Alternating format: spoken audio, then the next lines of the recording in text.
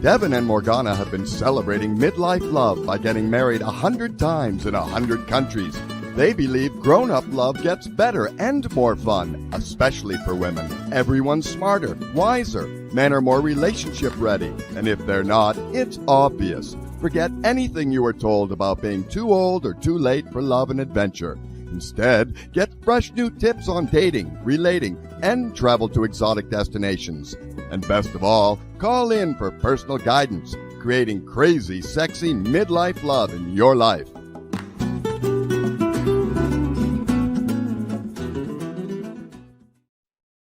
Welcome to Crazy Sexy Midlife Love. My name is Morgana. This is my husband, Devin. I'm here. Are we recording? We are recording. All right. So husband times 25. This is my first through 25th husband, because we've been getting married 100 times in 100 countries. And today's topic is the topic I'm sure every man in the world has been waiting for. It's our menopause episode. All right. I'll see it. No, stay here. Wow. If there was one subject that I could say I could really get involved, this would be the subject. Wow, I can't wait to have this conversation. I don't know what that's going to look like, but here we are. Is there a lock on the door? I don't know. Oh, stop. Where can I go?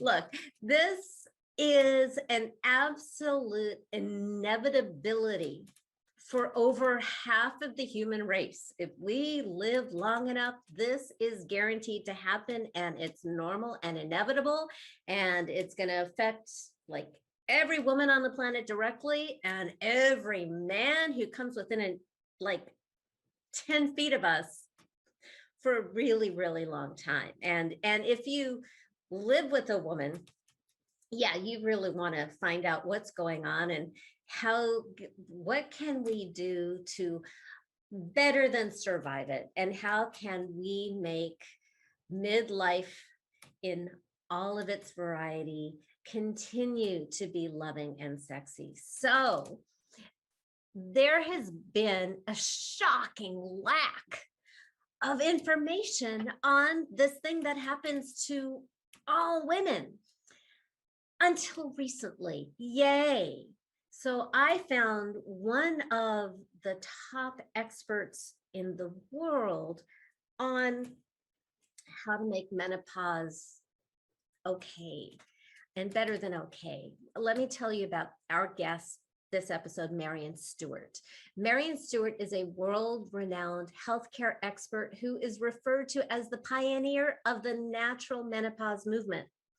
For over 27 years, Marion has pioneered a non-drug but scientifically based program to overcome menopause symptoms and PMS symptoms that have successfully helped over 100,000 women and the men who know women.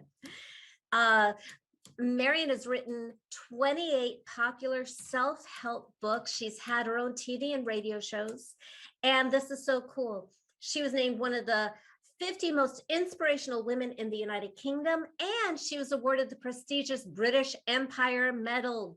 Go, Marion. So if you have any questions about what goes on when our bodies change, if you are going to go through menopause, or you're going through menopause, or you have been through menopause and you have some symptoms or things that you want to fix, this is the episode for you. And I'm just really, really excited about today's guest. So I do want to say one quick thing. Yes. Is as much as I don't necessarily want to be here, I know that it's actually a really good thing to be here, because this will help educate me. If you're a guy and you're like, oh my God, and by the way, if you've listened to the first 3 minutes, if you made it this far into the episode, you might as well hang around, because if you have somebody in your life that's in your life that will be going through this at any point in time, or they're on the cusp of it or something like that.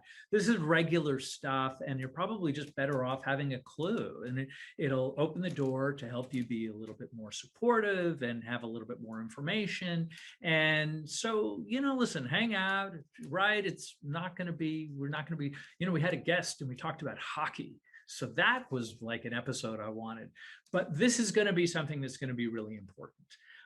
So, sit back, relax, and get some information. Anyway, let's get started with hero. Yes. Be a hero to the women in your life. Good idea.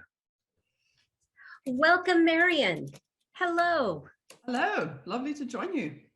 Oh, we're very happy to have you. Of course, no one is more excited than my husband and every man on earth to be here for the menopause issue, the menopause episode. I'll be saying a lot, I'm sure. I'll have a lot to contribute on this subject, so I'll probably just be here quietly much of the time. On the edge of your seat. Yeah, I was going to say the interesting thing is that I did a well-being webinar for Cisco, which was a global thing, and it was the first time I'd encountered men on a webinar, and there was an overwhelming. They were just so grateful to have the information. They said there was an overwhelming response. So I think men. We did a survey on men actually. Not so many men answered the survey as the women's survey, but we had about 400 men, and they said they feel frustrated and rejected, and they really lack knowledge, and they're afraid to open their mouths and have a conversation. So there's a lot of educating to be done. As again, I will sit here quietly and absorb.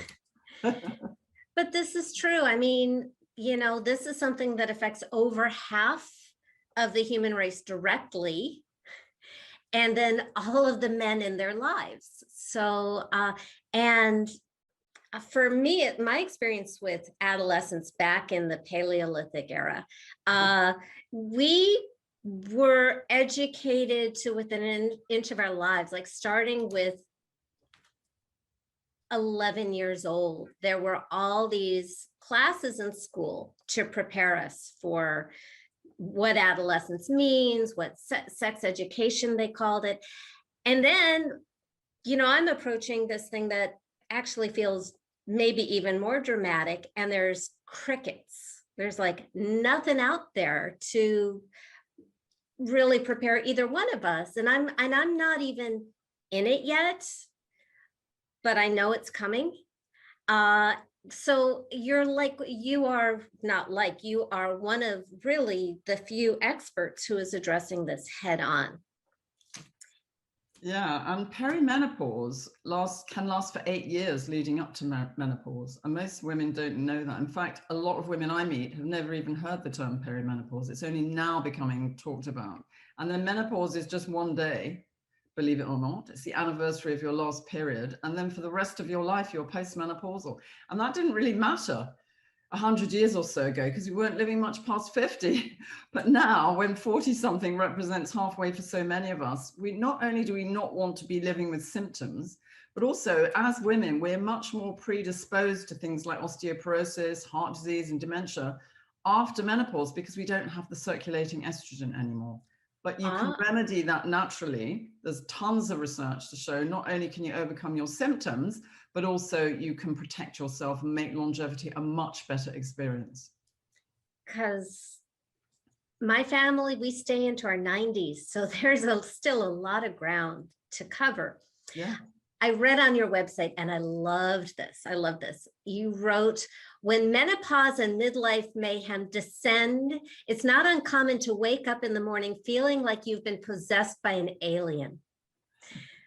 Which begs the question, how do we keep midlife sexy when a woman's body has been kidnapped by space aliens? Right. Well, you have to look at, first of all, the underlying cause of what's going on in your body to be able to remedy it. And unfortunately, we did a survey on 1,100 women not that long ago, and 96% of them felt unprepared for menopause, and 2/3 of them felt robbed of life as they knew it.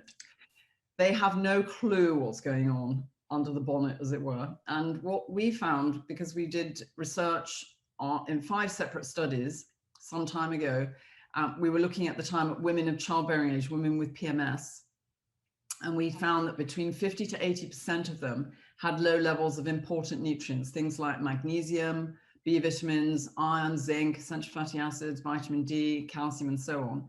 And those affect your brain chemistry and your hormone functions. So having deficiencies technically changes the color of the lenses through which you see the world. So that's why. And then you feel like you're running on what I call economy mode. You're firing on 2 cylinders instead of 4 because you're running on empty. And especially if you've had babies and you've done some breastfeeding, then or lived in life in the fast lane, been a dieter, had a bit too much alcohol, being too stressed, all of those things are going to take a toll on your body, so that when you get to midlife, you're going to be really a bit like a bucket with a hole in it. That's the first thing. The second thing is, as baby girls, we're born with millions of eggs, believe it or not, and they drop, some of them drop each month when you have a period in the hope of being conceived. But when you get to perimenopause, they're drying up. And when you get to menopause, that one magical anniversary day, that's the end of life as your ovaries knew it, because they're no longer being produced. They're no longer producing estrogen. And so you have empty estrogen receptor sites in your body. And that is a disaster on so many levels. First of all, you don't want the environmental estrogen to jump in there. And that's what can happen. And that can increase your risk of breast cancer. But that's secondly, like the plastics and the... Yeah, plastic, pollution, pesticides, all of that kind of stuff. You don't want that in there. You want Mother Nature's estrogen. And in fact, if there was a race between Mother Nature's estrogen, the environmental estrogen, and even hormone replacement therapy, the Mother Nature's estrogen wins and it seals off the space, so you're protected. But also, because the molecule looks so similar under the microscope to estradiol that you had before menopause of Mother Nature's isoflavone, you can fool the brain into thinking that you've got normal circulating estrogen. So the factories in your body that were protecting you and keeping your hormones in balance, and also keeping your bones strong, your heart healthy, and preventing dementia, go back into production. So you still have all that lovely stuff being produced to keep you looking great and feeling great. And the research also shows that you can reduce the depths of wrinkles on your face significantly using these, even in the space of 12 weeks. And the first study I ever read on natural menopause was published in the British Medical Journal. It was a study that was done in Australia, where they fed the women soy, flax seeds, and red clover, and they were even able to bring about the same changes in the lining of the vagina as they would have expected to see in women taking HRT. So you can really, it's very powerful. So is this a handful of vitamins, or is this a particular diet, or is it those few ingredients that you were just describing that a woman needs to introduce into her diet before menopause takes place, or how does this all work? So the earlier you get on board, the better, because our bone mass reaches its peak when we're 35. So it's never too early to start. And perimenopause... I missed that boat. Yeah. Well, perimenopause is in your 40s. It's never too late to start anyway. So having it, and I guess in answer to your question is, I regard my program as like a pie with lots of different segments, and you need to take a bite of each to get the benefits. So it's not a magic pill. You need to, first of all, get your nutrients into an optimum range. And that is so key. It's like the foundations of a house. You know, not building a house on marshland, because obviously it would collapse. If you've got low levels of nutrients, you're never going to feel great. The second thing is learning to consume Mother Nature's estrogen little and often, so that, again, you can fool your brain into thinking you've got normal circulating estrogen. The receptor sites don't stay full for that long, so you have to do it every 4 to 6 hours. Wow. The next part of it is taking science-based supplements, and those are supplements that have been through properly conducted clinical trials around the world, been shown to be safe and effective, because unfortunately supplements are not really regulated, and a lot of them, research shows, don't contain what they say on the label. So it's really important. So in my new book, Manage Your Menopause Naturally, I'm focusing on, in chapter 1, I'm doing a fast, just a really fast track. How do you manage all the common symptoms like hot flushes, night sweats, brain fog, anxiety, panic attacks, aches and pains, low libido, and all of that. And wait, pause for a second. because I want to make sure that we get the name of the book, and we'll have a link to it in the show notes. What is it called? Manage Your Menopause Naturally. So Okay, thank you. Manage Your Menopause Naturally. Menopause Naturally. And we have a beautiful visual demonstration. I'm sorry you don't have a copy. You should have a copy. I'll make sure you get one. Thank you. So the first part of it is, which is chapter 2, is getting your nutrients into an optimal range. So it's learning how to recognize nutritional deficiencies on your skin, your hair, and your nails, because Mother Nature does a great job of telling us what we're short of, but we don't learn what I call body speak. So if you've got red patches at the side of your nose, or cracking at the side of your mouth, or your hair's falling out or split or dull, and your nails are cracking and peeling, all of those things mean something in terms of what you may be short of. So that's the first thing. Second thing, as I said, learning to consume naturally occurring estrogen. That's chapter 3. Chapter 4 And can I pause for a second? Because breast cancer runs so heavily in my family, I have always avoided soy. Are you saying that soy is actually healthy for me? Yes, soy has a protective effect against breast cancer. And it's really important for you to fill the receptor sites so that the environmental estrogen doesn't get in there, because there's a really big risk of increasing breast cancer if that does. In fact, there was a study done, one of the first studies I read many years ago. In Israel, they had the highest incidence of breast cancer in the world. And they did an audit after 10 years, expecting that there would be another 20% increase. And they found that there was a 34% decrease. And they went back and tracked it, and they found that in the cow's milk, through the feed, there were 1,000 times more than the permitted level of what they call organochlorines, which are these xenoestrogens. And that had caused a massive spike in breast cancer. When there was an outcry and they banned those, the breast cancer statistics fell like a stone. Unfortunately, they haven't banned them everywhere in the world.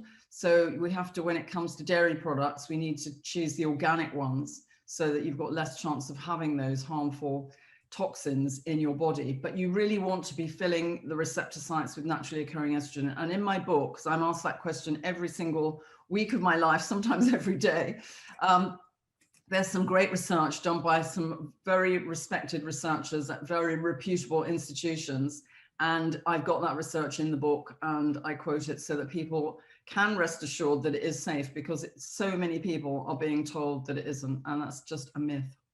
I love how brainy, science focused you are. I just thank you for that we're not just hearing alternative health babble. That I really appreciate this. And I even just what you shared may be saving a listener's life.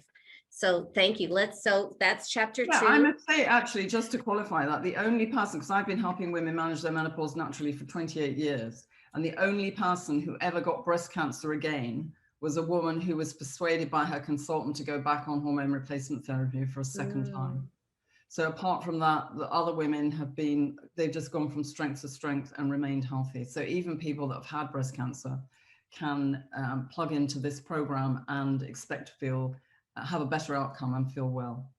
So what you just said is kind of interesting. Does that imply that hormone replacement therapy is not a good idea?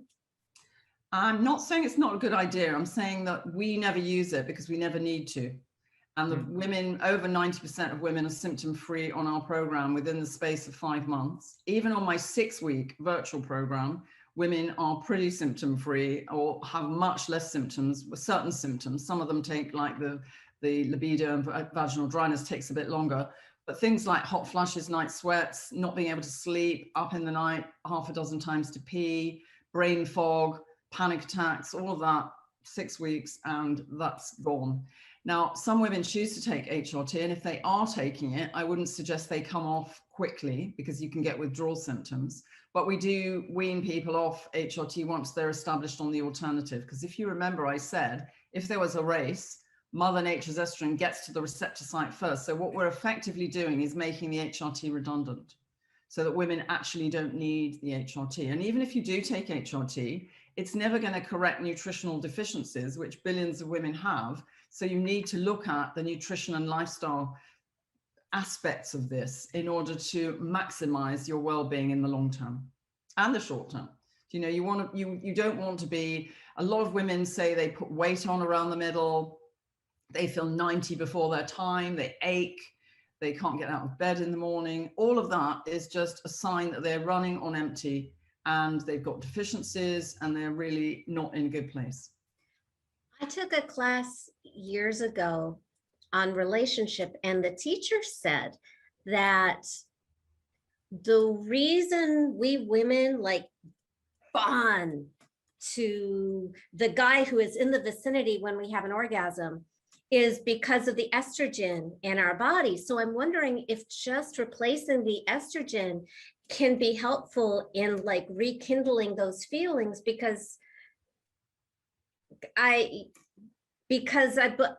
what I was told was the estrogen magnifies the impact of the oxytocin.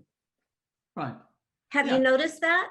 Yeah, absolutely. So we did a survey on about 800 women on relationships, and 70% of them said they felt switched off below the waist, and up to 50 to 70%, depending on the study, have vaginal dryness.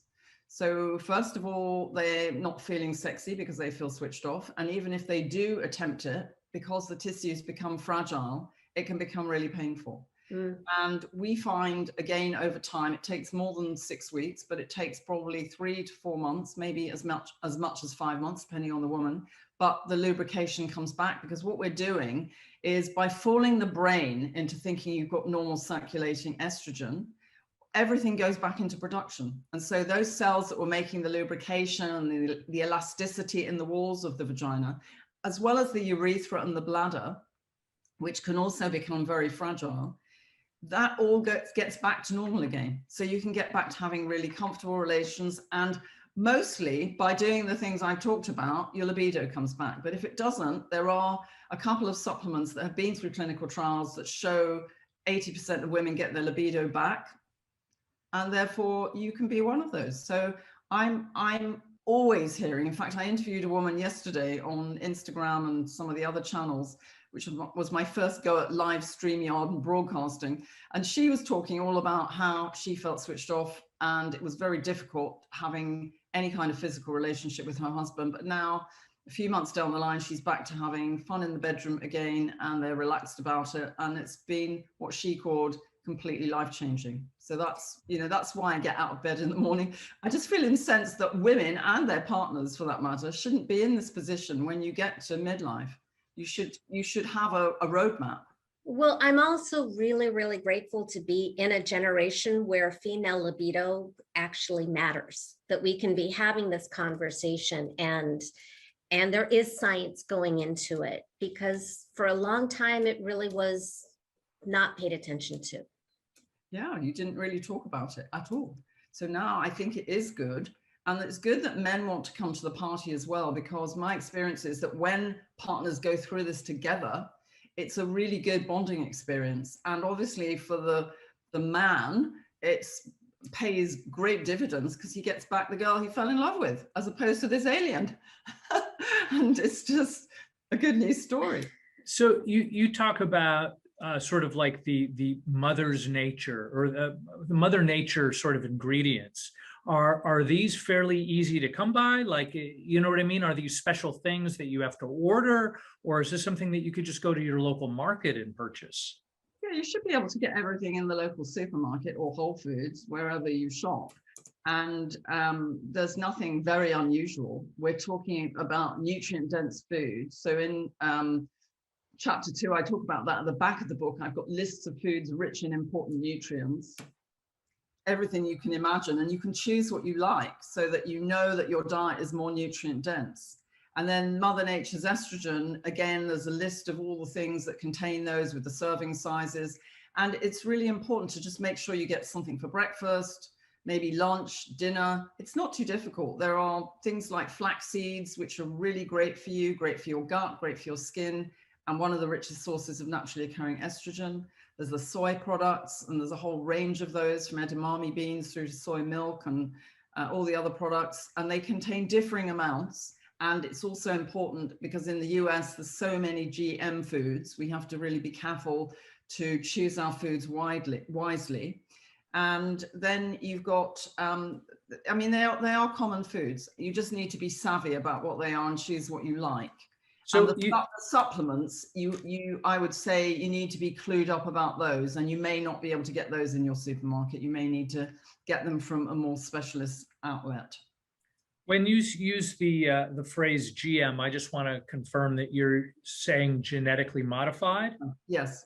Yeah, Okay. a lot of the food here, much more so than the UK. So when I'm in the UK and I'm talking about soy, I think most people assume that soy there isn't GM unless it's in a packet as an additive to a product, and then it maybe is. Whereas here, it seems that a lot of the soy is genetically modified. So we have to be careful and choose the organic variety, which stands a better chance of not being genetically modified. So I personally, I know we're talking about women today, but you said something interesting. Every morning, or most mornings, I tend to make a smoothie that has berries and, you know, spinach and a bunch of other things, and flax seeds. Am I doing myself a disservice as a man by eating, you know, a tablespoon of flax seeds every day? No, not at all. It's just going to do you good. There are so many lovely essential fats in there. It's great fiber, it's protein. Also, these isoflavones are not just for women. The research shows that they have a protective effect against prostate problems.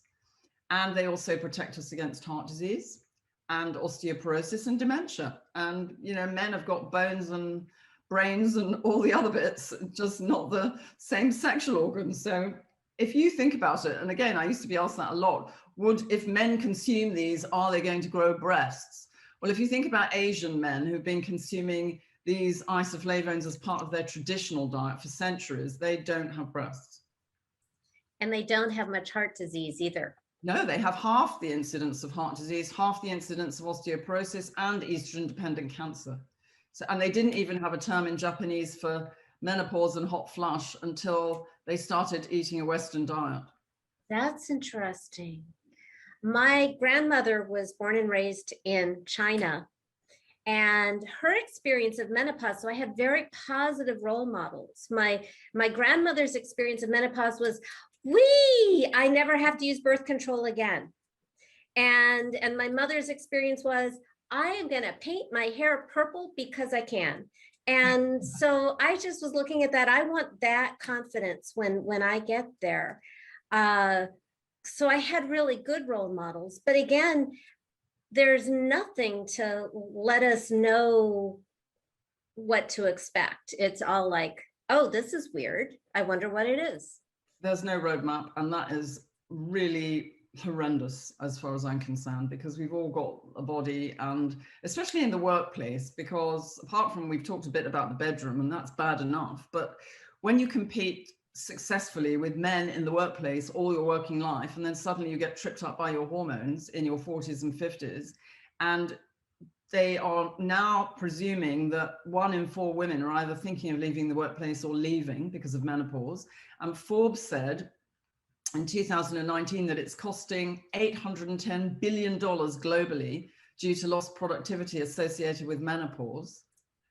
Do you know, it's affecting the economy as well as the women and their self-esteem. And I meet women who have left the workplace, who are curled up in a ball at home, and once they get better, they live to regret it because it's so hard to get back into the workplace, but they should never be leaving. And the companies should be seeing that they need to invest a bit in their female workforce so that they can get a well and productive workforce and boost the productivity. It just seems like a no-brainer to me, but it so far isn't happening. Well, let's see that happen soon. I just read that article too, so I'm glad it's getting attention. Yeah, it's starting to get attention, and we've in the UK we've partnered with Virgin Care, and we've been doing some work in the workplace, measuring suffering and productivity, and then doing the intervention to show how people feel and the difference that makes at the end of the day. So we're hoping we're going to do that more now that I'm living here in Florida, to be doing that more with companies here as well. Oh, that's fantastic. I can't wait to see what happens with that. total digression, because my wheelhouse tends to be women and money. We know that corporations with women leadership make more money if women are on the board of directors. So there's just, lots of economic impact also on family security and family income. There just so many levels of this, just basically treat women like human beings. So I'm getting off this soapbox because I really want to make sure that you cover everything that you can during the time that we have. So we've been talking about Mother Nature's estrogen. I love that. Yeah, I think I talked about correcting nutrient levels, Mother Nature's estrogen, science-based supplements. So those 3 slices of my pie. And then the 4th slice is relaxation. So formal relaxation, a bit like meditation or guided meditation, or the relaxation you do at the end of a yoga session, because the research shows that it can reduce hot flushes and night sweats by 50 to 60%, which is huge. But also during the pandemic, when we've been stressed and our cortisol levels go up, then we can bring down those elevated cortisol by resting, rewiring our brains. And also it's a bit like plugging yourself back into the mains and having that recharge, like your phone, where you go from red to green, so you can get up and be active again for the rest of the day. So that's the next bit. And then finally, exercise is the next bit. We need to move our body. It doesn't have to be running a marathon. It could just be dancing to your favorite music if you're not an exerciser at the moment, and building up your stamina. Lots of different ways that you can do that, as long as you enjoy what you're doing. But it's important because you release endorphins, those lovely feel-good hormones, and you also speed up your metabolism, because at midlife you're slowing down, and that means you get belly fat, and you tend to gather fat around the middle, and your hourglass shape disappears because your brain doesn't think you're going to reproduce anymore. And so instead of the fat being deposited on your thighs and your breasts, it tends to go around the middle. So we can fool the brain. We can actually boost the metabolic rate with exercise, so you can actually feel good, experience joy again, because a lot of women say they flatline, they can't experience joy, they feel like a shadow of their former selves, but they get back to feeling turbocharged again. It's a bit like a racing car going into the pit in Formula One, where you have all the tweaking and then come out onto the track feeling turbocharged and able to really achieve whatever you want to achieve. And women then have a blank canvas. They can do, sometimes they reinvent themselves, they have new careers, they go off and do lovely things with their partners, but they can really enjoy themselves, whatever they choose to do in their lives, as opposed to being crippled by these awful symptoms. Well, you said something at the beginning that just really broke my heart. You said that some women feel like they've been robbed of their lives. Yeah. That's just really, whoa. Devastating. And it is so devastating, which is why I do this, because if you think that's it, and this is the end of life as you knew it, and from now it's just downhill, that's terrible. That's a ghastly way to live.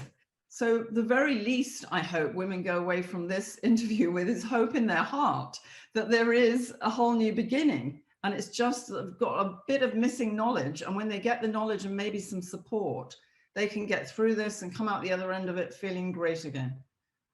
Well, what I find really interesting, because if the year of pandemic drove anything home, it was, we have one body in this lifetime. That's all we get. And we really need to protect and treasure this body. And what I love is that through nutrition, and it's like your body is such a genius. She figures out how to fix it all. If you just feed her the fuel that she needs, she'll just fill out all the pieces for you. And then she becomes your best friend.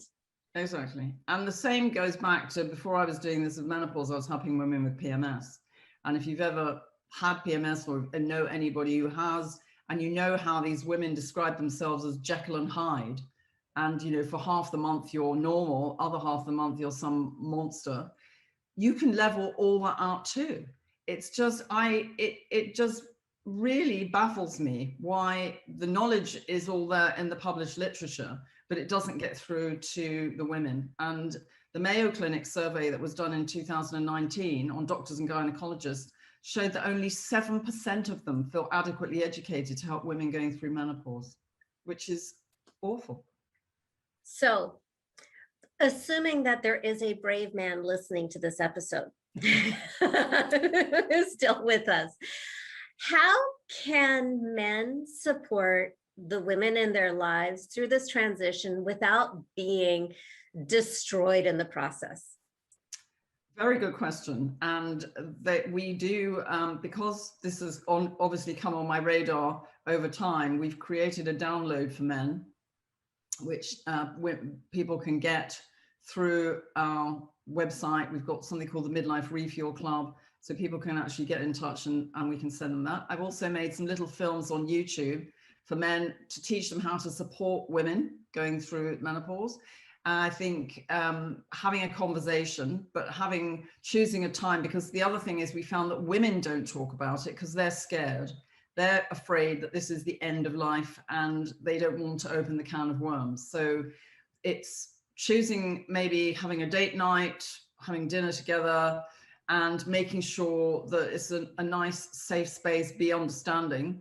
And then things like massage and just doing kind of acts of service and being supportive will count so much for the recovery journey. It's just so important that people work together, because this is not a serious medical condition. It's a transition. It's a life stage. It's got a beginning and it's got an end. And if you can travel through this together, it will just make you stronger. Does it get better on the other side? Well, yes, because Okay. when you learn to meet your needs, it's like turning back your biological clock. You just feel ageless. You get energy instead of terrible fatigue. You get enthusiasm instead of apathy. You've got clarity of mind instead of brain fog. You're calm instead of being anxious. You're cool instead of being hot and melting. And instead of feeling turned off from the waist downwards, you're feeling sexy again. So yes, you can have it all back again. And what before the nutrition kicks in and the body is all kind of restored, how can we women be good to our partners when we're in the part where we feel like the space alien is inhabiting us? What can we be doing to kind of soften the transition for our partners? Because what affects us affects the relationship. Absolutely. And I think that what I encourage women to do is when they come on my course or even read my book. So in my PMS book, for example, the last chapter was written by men for men. And I haven't done that with the menopause book yet, but I might do that because men are so much richer for the experience. And I think having communication, I think as long as your partner knows you're doing something proactive, then they'll be supportive. It's only if this is going to go on for the next 20 years and they've lost the person that they knew and loved that it becomes scary. But if they can see a light at the end of the tunnel, they'll come to the party. And I think having the conversation and just being there for each other. And if you're feeling bad as a woman, to just say, I'm not having, just have some systems in place and signs so that if you need your own space or you need a back rub or you need someone to actually unload the dishwasher and do, cook the dinner because you want to go off and do your relaxation, then just speak up, because I think women do need a bit more support. But as I said, if they know there's a light at the end of the tunnel and they know that you're going through a hormonal phase, they're not going to take it so personally.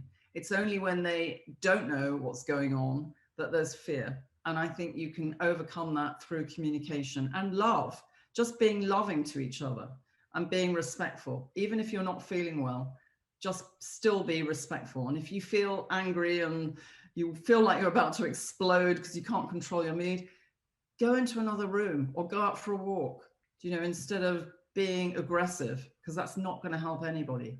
And our program, it doesn't take very long before you feel better. Even in the first 2 or 3 weeks, women feel significantly better.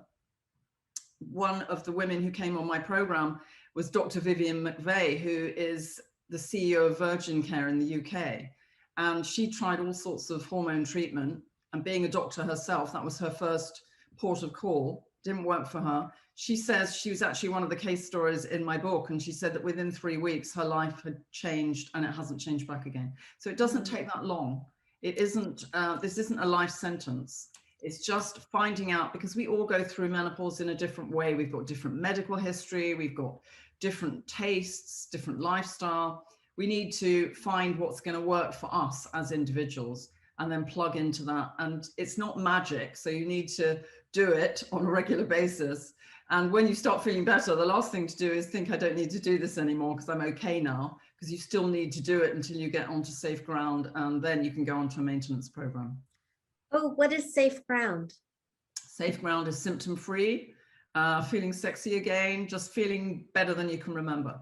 And then I try and get women to consolidate for a few months so that we've got a nice base to then move away from, where they can start reintroducing things and relaxing a bit and enjoying maybe some of the things that they've given up in the short term and still be symptom free. So to have a maintenance program for the longer term, because your ovaries are never going to function again. And so you're always going to have to put naturally occurring estrogen into your body if you want to be symptom free, have strong bones, healthy heart, and be free of dementia. So it's just really important. There's some things that you can relax and add. So for example, alcohol knocks most nutrients sideways and it can bring on a hot flush. So women going through the menopause may have to reduce their alcohol consumption considerably. But after menopause, when you're back on what I call safe ground, you can go back to drinking in moderation, glass of wine every day, perfectly fine. It's not going to bring your symptoms back on either when you get to a certain point. So you can still enjoy your life and have some chocolate and all the things that you like and still remain symptom free. Oh, is chocolate one of the things on the abstinence list? It's got caffeine in it, and caffeine brings on flushes. So that's Oh, well, everything you take out, you can put back in. So okay. you can have cakes and cookies and things like that that are wholesome. And in my book, I've also got recipes and I've got meal plans if people want to use those. And if they hate cooking, I've got fast options, things that they can buy that are healthy and wholesome without having to spend lots of time in the kitchen. This may not be your specialty because we're jumping to men, but do men have their own sort of version of menopause? It's debatable. There isn't really, I think there isn't really a case that men have the same kind of menopause. I think the fact that men are aging, they probably do have changing needs. And also they can become nutritionally deficient as time goes on. So I think it is important. What I like to think is in the next 5 years, we're trying to change the paradigm on menopause so that people come to understand that all they need is a midlife refuel in their 40s. They can get rid of the M word and the stigma. And hopefully that will take place in the workplace, because that will be a win-win situation. And when we're done with that, then maybe men can get a midlife refuel as well. And they can meet their needs for this changing part of their life and feel a bit turbocharged as well, so that they can keep up with the women, because obviously we're making all these vibrant, sexy women. And if their partners have got erectile dysfunction, that's not going to go, then the pendulum will swing the other way. So we need to make sure that everyone's feeling happy and healthy so you can have enjoyable relationship. So most of what you're discussing is something that can be found in your book? Yeah, it's all in there. What I specialize in doing is bringing the research together from around the world. So I've got at the back of it, I've got all the research. And then through the book, I thread some of the research in friendly language so that people can understand it. But it's all in there. It's laid out. The first 6 weeks are the 6 weeks of my course. Then after that, I've got chapters on bone health, brain health, heart health, workplace, all the different sex and all of that stuff. And then I've got the recipes, menus, meal plans, and all of that. So yes, all of the Wow. So I do have, we started in January, a free midlife refuel club, which you can access from my website. And that has my library of content in there. And I also on Wednesdays, I do a live Zoom session so people can come. Sometimes I have guest experts and I answer questions as well. So if people are reading the book and they don't necessarily want to do the 6-week program, they can come and ask a question. So I personally an obsessive compulsive book nut. I love books. Between my wife and I, every room is filled with books. And then there's folks who just, it's not their bag. It never was their bag. For those people, to inspire them to get your book, is they're sort of like, okay, they may not want to just jump in with the whole book and deal with the science of things. I mean, is there sort of like, here's 1 or 2 things that somebody could go do easily, like go to the market right now and do this thing? Yeah, that's chapter 1. So what I've done for that, chapter 1, it says brain fog, do this, anxiety, do this, hot flushes, do this, switched off below the waist, do this. So it's all in chapter 1. The idea of that is to give people hope right in the beginning, give them simple, easy things to do to get them started. The other thing is, if you're not a reader, somebody got in touch with me the other day who just listened to my book. So you can actually get the audio version on Amazon as well. So you can just plug into that when you're driving or doing something else and listen to the bits you want to listen to. And if you can't do that, then you can come on my 6-week program and we'll do it all for you. So we design people fill in a questionnaire and a diet diary, and then we write the program and work with them for 6 weeks and hold their hands so they get through it, and obviously motivate them to stick to it. So everybody tends to be a little bit different. Are the things that are in your book sort of universal, or does each person need to kind of moderate or massage certain ideas to fit with their own lifestyle or physiology? Yes, great question. You're the only person that's ever asked me that in all the interviews I've done since the book came out. So what I've done in the book is towards the back of the book, there's as if I was writing the program, you've got the pages where you put your recommendations. So as you go through the book and you choose what's going to be right for you, you make a note of it at the end of the book. So by the time you've finished, you come out with a program which is tailor-made for your needs. And that's the whole point, really, because it isn't going to be one thing fits everybody. People have got different symptoms, everything's different. So they need to find the thing, and maybe they're taking medication and they can't take certain supplements, and it is just different. So it's really important for each individual to work out what's going to work for them and have a starting point. It doesn't necessarily mean that starting point, because we don't have a crystal ball, so we can't tell how the body's going to react after a week, 2 weeks, or 3 or 4. So we may need to adjust things, and there are obviously ways to do that as well. So yeah, great question. Jumping to the other extreme, I had breakfast with my stepmother yesterday, who, the more I know her, the more I'm just like, oh my God, this woman is brilliant. And I was telling her that I think I may be starting to pause. We'll see. And her response is, you have to start collagen right now. Is she right? Is collagen a good thing?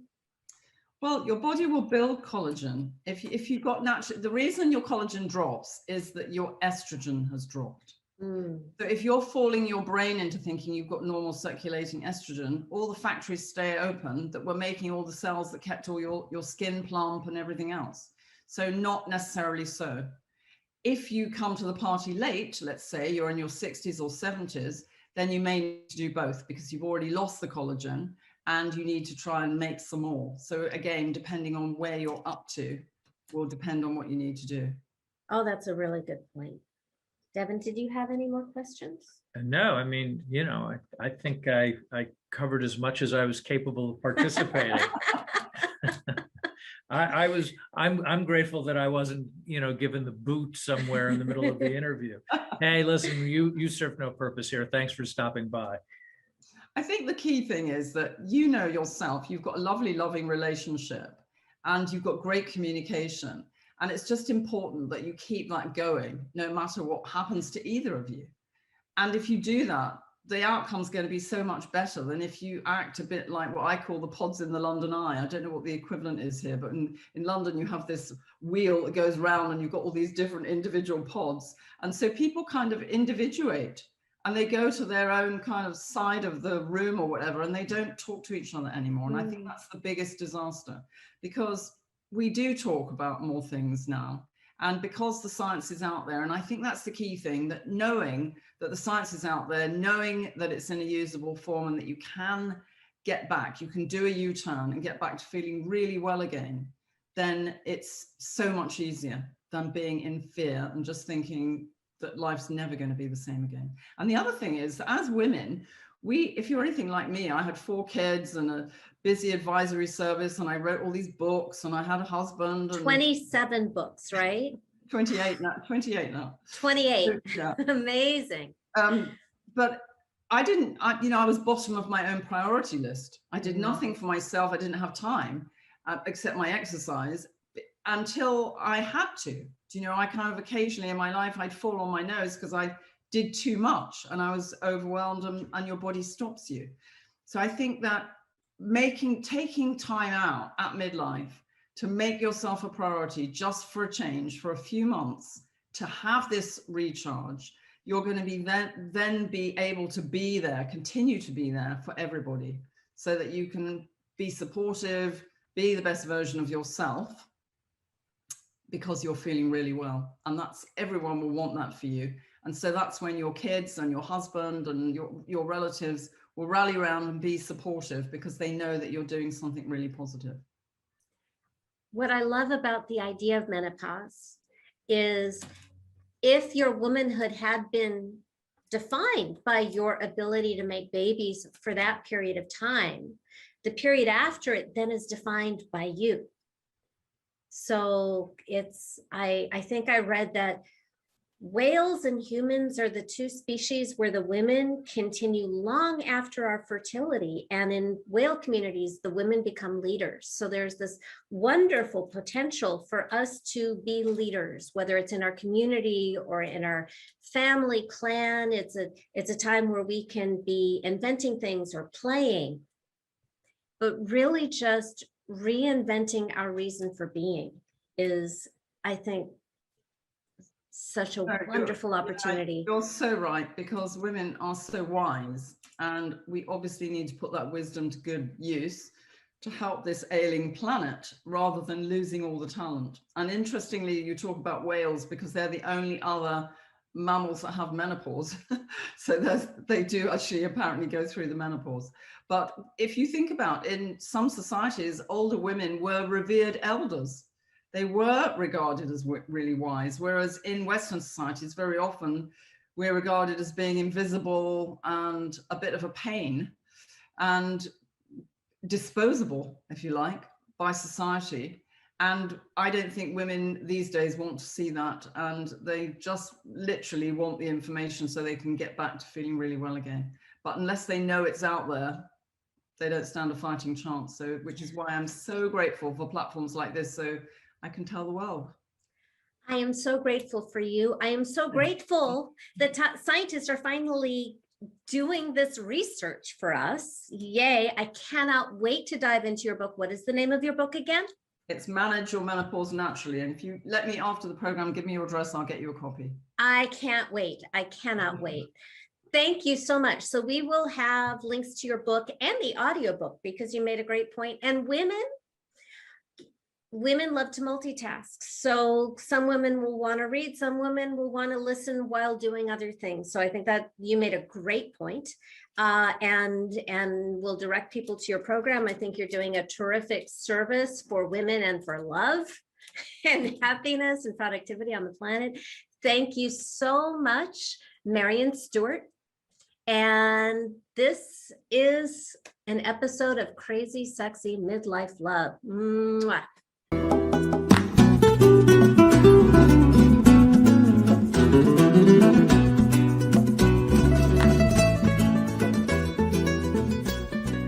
Thank you for listening to Crazy Sexy Midlife Love.